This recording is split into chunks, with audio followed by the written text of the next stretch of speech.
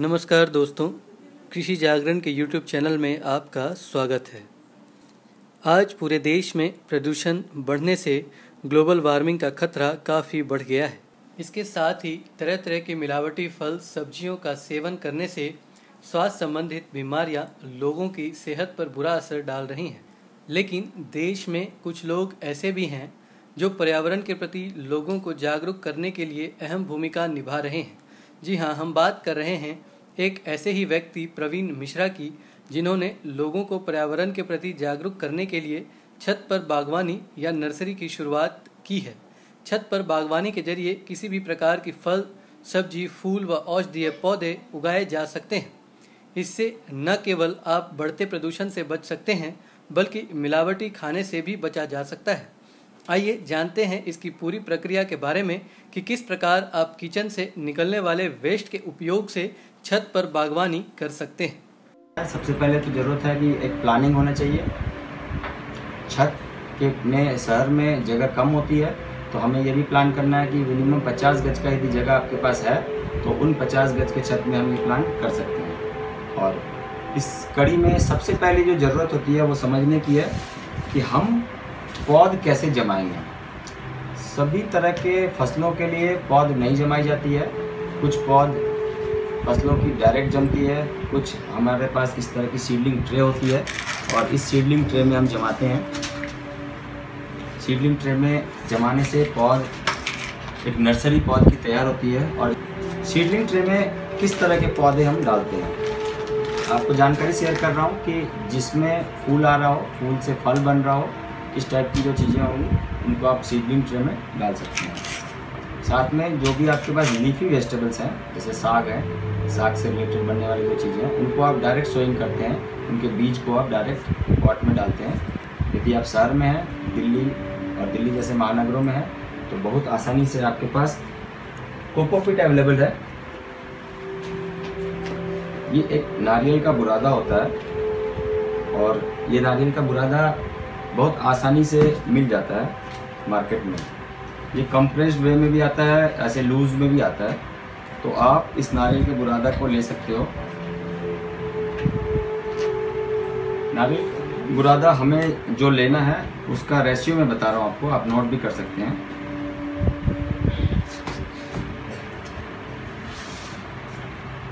हम नारियल के बुरादा को 3 भाग में लेते हैं, इसमें डालते हैं। सीडलिंग ट्रे इस पॉट को बोलते हैं हम लोग। इसमें एक छोटा सा छेद भी है, इसमें जड़ आसानी से डेवलप हो सके।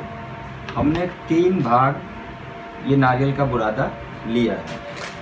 इसके साथ साथ हम इसमें डालते हैं वर्मीकूलाइट। वर्मीकूलाइट अपने आप में एक लकड़ी की तरह दिखने वाला एक बुरादा है जो पौधों को थोड़ी स्ट्रेंथ देती है। बीज से जब पौधे डेवलप होते हैं तो इस पौधों को थोड़ा उसके जड़ को पकड़ के आगे बढ़ने की एक ताकत देती है। और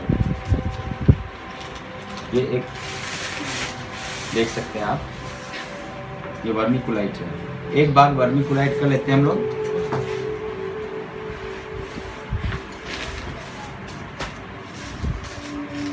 पानी ज़रूरी है और पानी के साथ साथ जब हम सीड जमाते हैं तो इस सीड को जमाने के बाद पानी को होल्ड करने के लिए कुदरत ने हमें एक बहुत ही हल्की आइटम पेरलाइट दी है। ये एक पत्थर होता है और इस पत्थर का बुरादा है, ये पेरलाइट का बुरादा है। ये हम 1 भाग में लेते हैं। कुदरत ने हमें पत्थर भी दिया है, लेकिन ऐसा पत्थर दिया है कि बिल्कुल ये हल्का होता है और ये इसमें वाटर होल्डिंग कैपेसिटी ज़्यादा होती है। ये पानी को पकड़ कर रखता है। जब तक हमारे सीड जर्मिनेट ना हो जाए, डेवलप ना हो जाए, तब तक ये हमारे इस पौध की नर्सरी में जितनी पानी की ज़रूरत होती है उसका सप्लाई इस पेरलाइट से हो जाता है। आगे हमें कुछ न्यूट्रिशंस चाहिए होते हैं। जब पौधे जमना शुरू करते हैं, जर्मिनेट करना शुरू करते हैं, तो उनको भी न्यूट्रिशंस चाहिए। इस न्यूट्रिशंस के मैनेजमेंट के लिए वर्मी कंपोस्ट या आपके किचन वेस्ट का कोई कंपोस्ट है तो आप उनको पौधों को जमाने में डाल सकते हैं। ध्यान रखें कि इसका एक मॉइस्चर परसेंटेज को मेंटेन करते हुए इस तरह का ग्रैनुल्स फॉर्म में आ जाए और इनको आप ये डाल सकते हैं। ये वर्मी कंपोस्ट है। एक बार आप फिर से नोट कर सकते हैं। हमने 3 भाग नारियल का बुरादा लिया है, 1 भाग वर्मी कोलाइट लिया है, 1 भाग हमने परलाइट लिया है और हमने 1 भाग वर्मी कंपोस्ट का लिया है। या आप अपने घर का कोई मैन्योर हो वो भी ले सकते हैं। किचन वेस्ट से निकलने वाला कुछ आपने बना रखा हो वो भी आप यूज़ कर सकते हैं। एक मिक्स करते हैं हम लोग अच्छे तरीके से। ध्यान रखें कि ये मिक्स पूरा एक मिश्रण आपस में मिल जाए। हमारा मिश्रण तैयार है। यहाँ तक हमने एक मिश्रण बना दिया है। इस मिश्रण को हम लोग बहुत अच्छे से प्रकृति ही परमात्मा है ये मानते हुए हम अपने गॉड को ध्यान करते हुए इस पॉट में फिलअप करते हैं।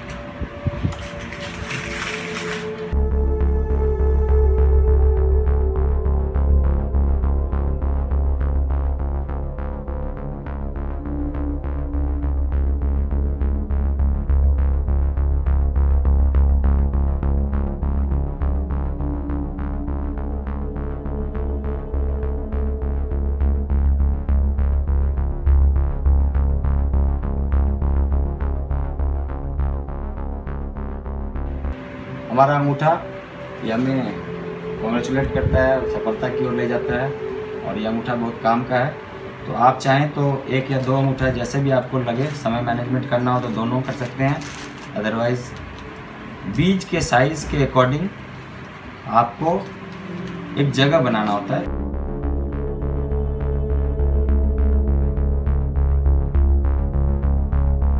हम अब यहाँ बात करते हैं अर्बन टेरेस फार्मिंग की। छत पर कैसे हम सब्जियां उगाएं। पुनः एक बार देख लेते हैं, कहीं ज़्यादा 19-20 कुछ बना हो तो हम एक बार इसको अच्छी तरीके से कर लेते हैं।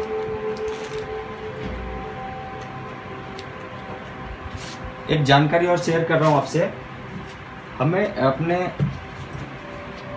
इस मिश्रण में यदि हम नाइट्रोजन फिक्स करना चाहते हैं तो थोड़ा सा ऑर्गेनिक एजिटोबैक्टर डाल सकते हैं। मिक्स जब बना रहे हैं उस समय भी डाल सकते हैं और जब हम इसको फिल करेंगे उस समय भी डाल सकते हैं, या जब हमने इसमें थोड़ा सा एक जगह बना दिया हो तो इसमें भी डाल सकते हैं। ये एजिटोबैक्टर है, ये एक जैविक फफूंद है और इसको हम डालते हैं।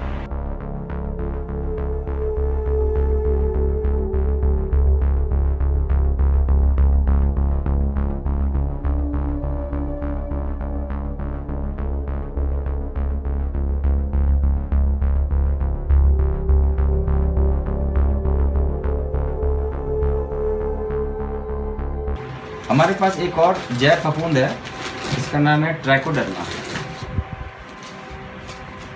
ट्राइकोडर्मा अपने आप में जैव फफूंद है और हम लोग कोशिश करते हैं मिश्रण में भी मिला सकते हैं, शुरू में भी मिला सकते हैं, या फिर जब हम इसको फिलअप करते हैं ऊपर से जब ढकते हैं तो उस समय भी मिला सकते हैं। वर्मी कंपोस्ट में मैंने थोड़ा सा ये मिला दिया और ये अपने आप में डेवलप हो जाएगा। एक कल्चर होता है और ये पूरा ही डेवलप होकर फिर इसमें फिक्स हो जाता है, जिससे कि यदि कोई फफूंद जनित बीमारी इसमें आने की संभावना हो तो वहाँ पर एक प्रोटेक्शन बन जाता है। सर्दियों का समय आने वाला है और सर्दियों के लिए हमारी जो तैयारी होती है, किचन गार्डन को ध्यान में रखकर ये हमारा 98 का पॉट है। लगभग इसमें 98 पौधे जमते हैं। आपके पास यदि आपकी छत में जगह है तो आप टमाटर लगा सकते हैं, बैंगन, मिर्ची। अभी के समय में आपको इसमें सीडलिंग ट्रे में आप लगा सकते हैं। कुछ साग किस्म की वैरायटी होती है, पालक है, मेथी है, आपको धनिया चाहिए तो आप उनको डायरेक्ट सोइंग कर सकते हैं, अपने पॉट में लगा सकते हैं। जब भी आप बीज का चयन करें तो आप ये ध्यान रखें कि अच्छे किस्म का बीज लें और वैरायटी अच्छी क्वालिटी की हो। आप एक्सपर्ट से पूछ सकते हैं। मौसम और उसका सीज़न को बहुत ज़्यादा ध्यान देने की ज़रूरत होती है। एंटी मौसम यदि आप कोई लगा रहे हैं, कोई फसल लेना चाह रहे हैं, तो उसके लिए आपको एक क्लाइमेट बनाना पड़ता है, एक बायोडाइवर्सिटी अपने छत पर कायम रखनी होती है, तभी जाके वो आपका सक्सेस होता है। लेकिन अभी जैसे विंटर है और आप इस विंटर के सीज़न को ध्यान में रख के यदि कुछ ले रहे हैं तो हो सकता है। इस सीडलिंग ट्रे में बिल्कुल सेंटर में आप एक बीज डाल सकते हैं और एक एक बीज डालने के बाद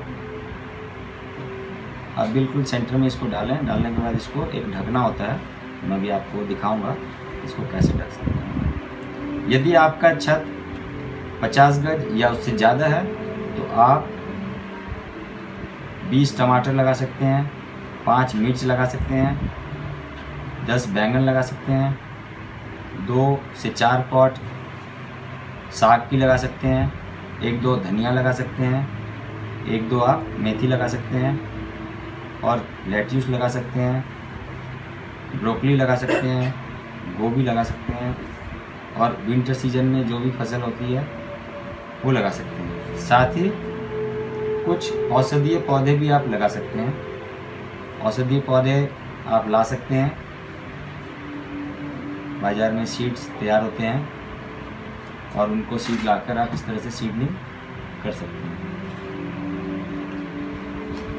98 का यदि पॉट है तो आप ये भी कर सकते हैं कि आपको जितनी टमाटर चाहिए, जितनी बैंगन चाहिए, जितनी मिर्च चाहिए, उनको भी अलग अलग इस छोटे से ट्रे में डाल सकते हैं। हमने अभी टमाटर के कुछ बीज लगा दिए हैं और इस कड़ी में थोड़ा सा आगे मैं इसमें मिर्च डाल देता हूँ।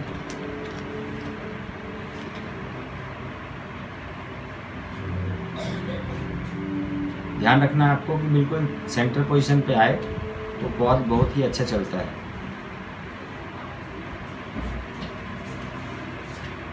दिवाली का सीज़न आने वाला है और इस दिवाली के समय में जब दिल्ली जैसे जगह में पॉल्यूशन की बहुत ज़्यादा समस्या होती है, दिवाली में हम अपने गिफ्ट को एक्सचेंज करते हैं और एक संदेश देने का प्रयास करते हैं कि हम आपके बहुत करीब हैं और हमें अपनों की कितनी ज़रूरत होती है, अपनों की कितनी केयर होती है। इसी केयर को आप अपनी भावनात्मक संदेश के साथ पौधों में भी दे सकते हैं।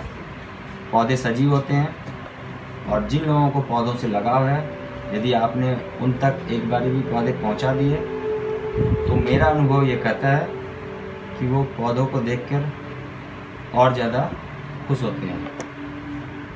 भौतिकवादी युग में यदि हम किसी वस्तु से ज़्यादा प्यार करते हैं, उसके मुकाबले हम सजीव पौधों से प्यार करते हैं, तो सजीव पौधे भी बोलते हैं और वो भी आपको सारी चीज़ें वापस कर देते हैं। तो फूल आएगा, फूल के बाद फल, फल को आप अपने जीवन में एंजॉय कर सकते हैं। भावनात्मक रूप से यदि प्रकृति से लगाव रखते हैं, प्रकृति से प्यार करते हैं, तो ये काम बहुत ही आसान है। आप खुद कर सकते हैं। अपने घर में जब आप करते हैं, शुरुआत में कुछ चीज़ें ऐसी आपकी हडल बनती हैं क्योंकि ये काम बहुत नॉर्मल में से नहीं आता, लेकिन हाँ, जैसे जैसे आप इसको अपनाते हैं, जैसे जैसे आप करने लगते हैं, तो ये आप और आपके साथ आपके परिवार, आपके मोहल्ले, आपके रिश्तेदार, आपके आस पड़ोस, आपका पूरा एरिया और फिर आपका शहर और फिर पूरा देश तक और फिर हम विश्वव्यापी बनकर इस काम से अपनी पहचान बना पाने में सक्षम हो सकते हैं। अगली कड़ी में हम अब इस बीजों को परिंदों से बचाव हो जाए, साथ में कुछ इसमें न्यूट्रिशंस मिले, इसके लिए हम इनको वर्मी कंपोस्ट से ढक देते हैं। वर्मी कंपोस्ट से ढकने से परिंदों से बचाव हो जाता है, इसको कुछ न्यूट्रिशंस मिल जाता है और ये जब 4 पत्तों तक के बन जाए पौधे, फिर आप इनको अपने गमलों में शिफ्ट कर सकते हैं। जब भी आप अपने गमलों में इन पौधों को शिफ्ट करें, उससे एक दिन पहले इन पौधों को पानी देना बंद कर दें। ऐसा करने से आपको पौधे बहुत अच्छे तरीके से बाहर निकल जाएंगे और उनको आप अपने गमलों में डाल सकेंगे। वर्मी वाश हो या फिर आप इस वर्मी कंपोस्ट को थोड़ा सा रात में भिगो दें। भिगोने के बाद सुबह में उस पानी को छान लें और उस पानी को 1 लीटर पानी में और 4-5 लीटर तक पानी मिला के उसको डाइल्यूट करके फव्वारा विधि से इन पौधों में छिड़काव करें, जिससे कि इनका पोषण बना रह सकेगा। छत पर बागवानी अपने आप में एक बहुत ही कलात्मक, बहुत ही वैज्ञानिक और बहुत ही समाधान देने वाली, उपयोगी, एक ज़रूरी और समाज के लिए हमें कहीं खड़ा रखने में, हमें कहीं पहचान दिलाने में सक्षम हो पाती है। किसी भी काम की शुरुआत अपने आप से होती है। हम ये उम्मीद करें कि कोई आकर हमारे इस पूरी समस्या का समाधान कर दे, निराकरण कर दे। उससे पहले हमें सजग हो जाने की ज़रूरत है, हमें उठ खड़े हो जाने की ज़रूरत है। इस तरह से एक बार आप हाथ चला दें और बीज यदि कहीं निकल रहे हों तो उनको पुनः एक बार ढक दें, इससे परिंदों से बचाव हो जाता है। अभी तक की इस कड़ी में हमने सीडलिंग को भरने के लिए मिक्स और उसके बाद सारी चीज़ें आपको बताई हैं। और अब यहाँ ज़रूरत लगेगी इनको थोड़ा सा पानी देने की। इसके बाद हम यहाँ थोड़ा पानी डालेंगे। पानी इतना डालेंगे जिससे कि ये एक बार में पानी आज डालना है। जब तक कि स्प्राउट्स ना बन जाए हमें और पानी नहीं डालना है। जब इसके स्प्राउट्स बन गए, स्प्राउट बनने के 2 दिन बाद बिल्कुल हल्का सा छिड़काव करना है। वहाँ तक चूँकि हमने परलाइट डाला हुआ है तो इसकी वाटर मैनेजमेंट इस परलाइट से पूरी हो जाती है। चीज़ ये करना होगा कि जैसे बारिश का पानी डायरेक्ट ना लगे और बारिश के पानी से बचाव हो जाए, तो सेमी शेड में रख सकते हैं जहाँ पर धूप आ रहा हो, लेकिन डायरेक्ट पानी बारिश का ना लगे अभी। लेकिन जब पौधे आ जाएंगे और पौधे 2 पत्तों के हो जाएंगे तो आप उनको बारिश के पानी में भी दे सकते हैं। आप सभी का बहुत बहुत धन्यवाद। आपने इस सेशन को बहुत ध्यान से सुना, ध्यान से समझा। और जब हमारी इस भावनात्मक लगाव हमारे पौधों से होगी, हमारे वातावरण से होगी, तो ये काम बहुत आसान है और हम इस काम से अपने आसपास, अपने देश को, अपने लोगों को, अपने स्वास्थ्य को सुरक्षित रख सकते हैं। आप सभी का बहुत बहुत